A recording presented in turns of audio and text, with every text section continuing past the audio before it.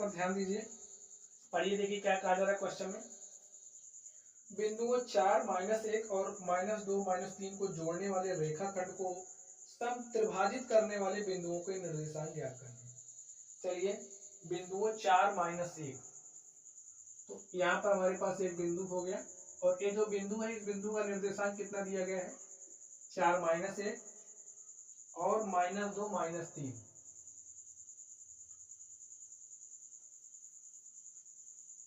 यहाँ पर हमारा बिंदु हो गया 4, -1, और यहाँ पर हमारे पास एक दूसरा बिंदु हो गया -2, -3। ठीक है, को जोड़ने वाले रेखाखंड, इन दोनों बिंदुओं को जोड़ करके आप एक रेखाखंड तैयार करिए, को जोड़ने वाले रेखाखंड। ठीक है, इसको हमने मान लिया P है, और A हमारा हो गया Q। समत्रिभाजित करने वाले बिंदुओं के निर्देशांक। अब ये जो रेखाखंड है, इस रेखाखंड को समत्रिभाजित करने वाले बिंदुओं के निर्देशांक, यानी कि हमें उन बिंदुओं के निर्देशांक ज्ञात करने हैं जो इस रेखा को समत्रिभाजित करता है, अर्थात 3 समान भागों में बांटता है। तो इस रेखा को आप 3 समान भाग में बांट दीजिए। देखिए, पहला भाग होगा और दूसरा, थोड़ा इसको बराबर बांटिए, एक भाग हो जाएगा, 2 भाग। देखिए, 1 भाग, 2 भाग, 3 भाग हो गया ना। ये हमारा P है, Q है, इसको हमने मान लिया R है, और ये जो बिंदु R है इसका निर्देशांक हम ले रहे हैं x1, y1। ठीक है, और ये हमारा बिंदु S है, इसके निर्देशांक को मान ले रहे हैं, हमारा क्या है, x2 है, y2 है। अब देखिए, ये जो भाग है वो बराबर है इस भाग के, बराबर है इस भाग के। इतनी बात आप लोग समझ रहे हैं। यानी कि अगर हम अनुपात में ले लें, अगर ये जो हमारा PQ है इसकी लंबाई हम मान लें 3 है, ठीक है, 3 मात्रक है, तो 3 बराबर भाग में बंटेगा, यानी कि इस वाले भाग की लंबाई 1 होगी, इस वाले भाग की लंबाई भी 1 होगी, इस वाले भाग की भी लंबाई 1 ही होगी, क्योंकि सब त्रिभाजित हो रहे हैं, समान बराबर भाग में बंट रहे हैं। चलिए, अब हम लोग इस क्वेश्चन को हल करते हैं। मान लेते हैं, माना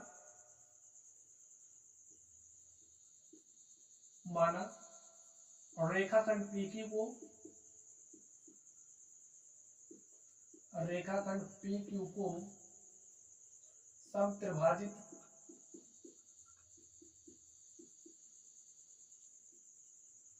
करने वाले बिंदुओं के निर्देशांक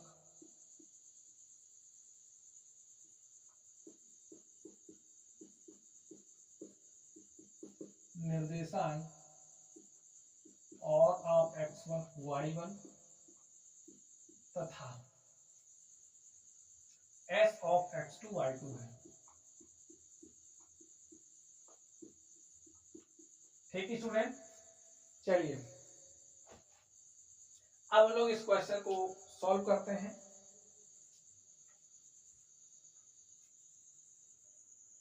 अब स्टूडेंट्स आप लोग ध्यान दीजिए, हम लोग फॉर्मूला जानते हैं, फॉर्मूला हमारा क्या हो जाएगा, अब हम लोग क्या निकाल रहे हैं। चलिए हम लोग सबसे पहले यहाँ पर ये जो बिंदु R है, बिंदु R के निर्देशांक को निकालते हैं। तो बिंदु R पर आप लोग ध्यान से देखिए, ये जो अभी आपको सिर्फ और सिर्फ बिंदु R पर ही ध्यान देना है। ये जो हमारा बिंदु R है, यही हमारा बिंदु R है। अब ये जो बिंदु R है, इस रेखाखंड PQ को किस अनुपात में विभाजित कर रहा है, सबसे पहले आपको यह सोचना पड़ेगा। देखिए, अगर हम मान लें भाई ए सब बराबर है ना, अगर हम इसको M1 माने, इसको M2 माने और इसको M3 माने, तो आपको पता होगा कि यहाँ से जो हमारा M1 है वो बराबर हो जाएगा M2 के, बराबर हो जाएगा M3 के, क्योंकि PQ रेखाखंड को ये जो बिंदु R और S हैं समत्रिभाजित कर रहे हैं, समान 3 समान भागों में बांट रहे हैं, इसलिए M1 बराबर M2 बराबर M3 होगा। और अब हम लोग इनको सिर्फ और सिर्फ M ले रहे हैं। ठीक है, ऐसा हम कर सकते हैं। क्यों कर सकते हैं, मैंने आपको कारण बता दिया है। चलिए अब आप लोग ध्यान दीजिए इस पर। अब तो हमारा ए बी एम हो गया, ए बी एम हो गया, ए बी एम हो गया। तो यहां से आप लोग समझ लीजिए एक बात, अगर हम इसकी बात करें, देखिए पूरे की बात कर लें, इतना m है, इतना m है, इतना m है, तो पूरा कितना m हो जाएगा 3m। इतनी बात आप लोग समझ गए। अब आप लोग इस पर ध्यान दीजिए, P से आप ध्यान दीजिए S तक, इस पर इतना m है, इतना m है, इतना कितना हो जाएगा 2m, और इतना इतना इतना तो आपको पता ही है, ये हमारा m है, आप लोग अच्छे से समझ जाए इसलिए हम लिख दे रहे हैं, इतना भी हमारा m है और इतना भी हमारा m है। चलिए अब आप लोग ध्यान दीजिए, लिखिए बिंदु R के निर्देशांक,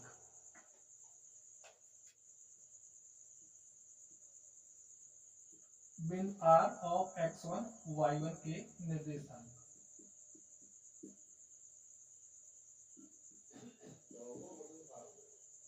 अब स्टूडेंट आप लोग ध्यान से देखिए, ये जो बिंदु R है रेखाखंड PQ को M1 MM यानी कि 2m के अनुपात में काट रहा है, m और 2m के अनुपात में विभाजित कर रहा है। लिखिए बिंदु R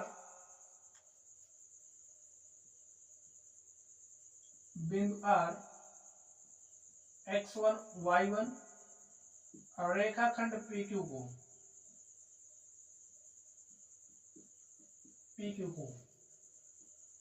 को देखिए, ये हमारा PQ है M1 और बाकी इतना भाग ऐसे तो बांट रहा ना, M और M प्लस M यानी कि 2m, M और 2m के अनुपात में विभाजित कर रहा है, M 2m के अनुपात में विभाजित कर रहा है।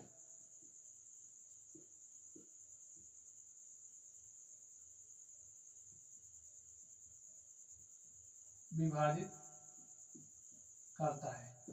ये स्टूडेंट आपके समझने के लिए हो गया, लेकिन अगर आप यहाँ से आपको पता है कि m यहाँ पर भी है, m यहाँ पर भी है, तो m का कॉमन है तो हटा सकते हैं, इसको हम लिख सकते हैं जो हमारा बिंदु R x1 y1 है रेखाखंड PQ को 1 और 2 के अनुपात में विभाजित करता है।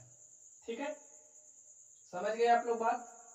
अगर हमारे पास कोई भी अनुपात इस तरीके से है, देखिए अनुपात का मतलब होता है डिवाइडेशन भाग, जैसे m1 और 2m1 के अनुपात में विभाजित कर रहा है, m1 से m1 कैंसिल हो जाएगा, हमारे पास आ जाएगा 1/2, तो इसके स्थान पर हम लोग ये लिख सकते हैं। ठीक है, तो यहाँ पर हमने लिख दिया। तो चलिए अब फॉर्मूला अप्लाई करते हैं। फॉर्मूला आप लोग ध्यान से देखिए क्या हो जाएगा। अब हम लोग इस x1 को निकालना चाह रहे हैं, तो x1 को निकालने का फॉर्मूला क्या हो जाएगा, आपको फॉर्मूला याद रखना है, ए इसके लिए हमने माना है। ठीक है, फॉर्मूला जो आपको याद है वही याद रखना है। तो यहाँ पर लिखिए m1 और यहाँ से आप देख लीजिए m1 का मान क्या हो जा रहा है 1, तो यहाँ पर हमने 1 रख दिया, m1 लिया ना, इनटू में x2। अब x2 क्या हो जाएगा, ये x1 y1 होगा, ये हमारा x2 y2 होगा, तो x2 का मान हो जाएगा -2। तो आप लोग समझते रहिए, यहाँ पर लिख दीजिए -2 प्लस फॉर्मूला क्या है m2, m1 x2 हो गया। अब यहाँ पर m2 लिखना है और m2 का मान देखिए क्या है 2 है, यहाँ 2 लिख दीजिए, इनटू में x1 और x1 का मान देख लीजिए क्या है 4 है, तो यहाँ पर आप 4 रख दीजिए, हो गया ना। m1 प्लस m2 1 प्लस 2 यानी कि 3। चलिए अब इस तरफ y1 की बात कर लेते हैं। फॉर्मूले में क्या होगा m1 का मान क्या है 1, इनटू में y1, m1 होगा इनटू में y2 का मान है -3, तो यहाँ पर आपको लिखना है -3 प्लस m2 क्या हो जाएगा 2, m2 हो गया y1 -1। चलिए हल कर लीजिए इसको भी आप, m1 प्लस m2 होता है तो m1 प्लस m2 1 प्लस 2, समझ गए स्टूडेंट। हल कर लीजिए, 1 को -2 से मल्टीप्लाई किया -2, 2 चौके 8 हो गया, 1 प्लस 2 करेंगे 3, 8 में से 2 घटाएंगे 6/3, 3 1 के 3, 3 दूनी 6 और हमारे पास x1 का मान आ गया 2। चलिए यहाँ पर देखिए y1 इज इक्वल टू क्या हो जाएगा, 1 को -3 से मल्टीप्लाई किया तो -3, 2 को -1 से मल्टीप्लाई करेंगे तो 2 1 के 2 -2, और हमने 2 में 1 जोड़ा 3 हो गया, -3 -2 -5 बटे में 3, तो यहाँ से y1 का मान क्या आ गया -5 बटे 3, तो x1 का मान 2, y1 का मान -5 बटे 3 लिखिए। अतः r ऑफ x1 y1 है क्या हो जाएगा 2 -5 बटे में 3। ये जो हमारा बिंदु था इस बिंदु को हमने निकाल लिया। चलिए अब हम लोग इस बिंदु की बात कर लेते हैं, s ऑफ x2 y2 की। तो आप लोग इतना अगर नोट करना चाहते हैं तो नोट कर लीजिए। चलिए हम लोग अगले नंबर पर चलते हैं, इसके सेकेंड पार्ट पर चलते हैं, यस बिंदु पर चलते हैं। लिखिए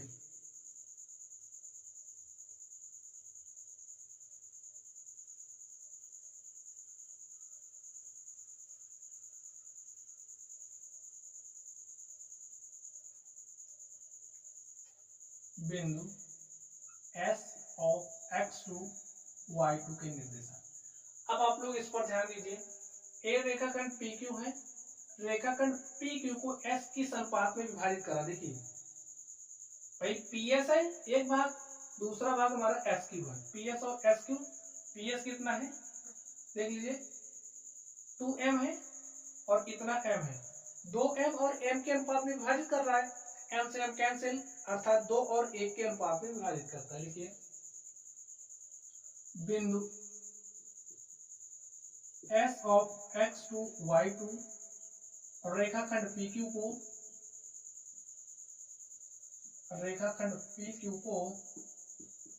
2:1 के अनुपात में विभाजित करता है।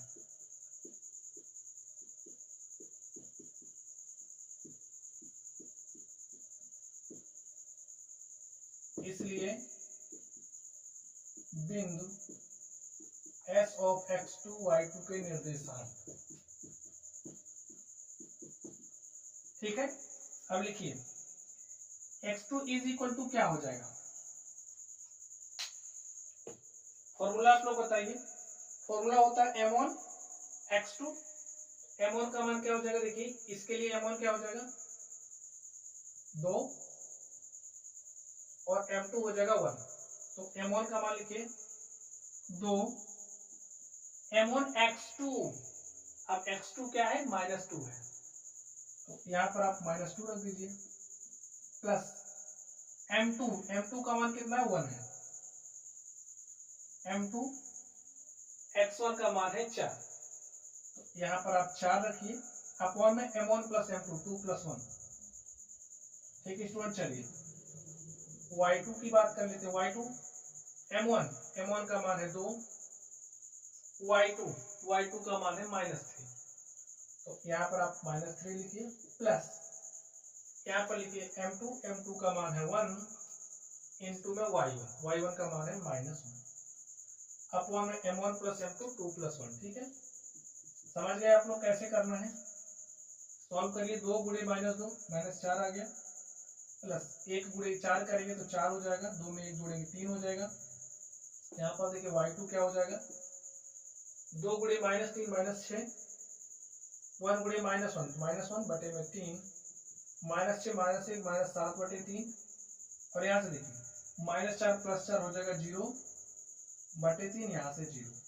तो आपको कुछ मिला, क्या मिला, जो हमारा x2 है वो 0 आ गया, y2 हमारे पास -7/3, यानी कि ये जो हमारा बिंदु है इसका निर्देशांक मिल गया। लिखिए अतः s ऑफ x2 y2 का निर्देशांक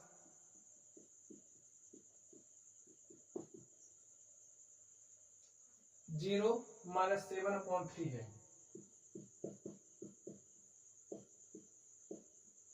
ठीक है स्टूडेंट। तो इस तरीके से उन बिंदुओं के हमें निर्देशांक निकालने थे जो इस बिंदु और इस बिंदु को मिलाने से बनने वाले रेखाखंड को समत्रिभाजित करता है। हमने इसका निर्देशांक निकाल लिया, हमने इसका निर्देशांक निकाल लिया। इस तरीके से ये जो हमारा क्वेश्चन नंबर 2 था हमने इसको सॉल्व कर लिया है।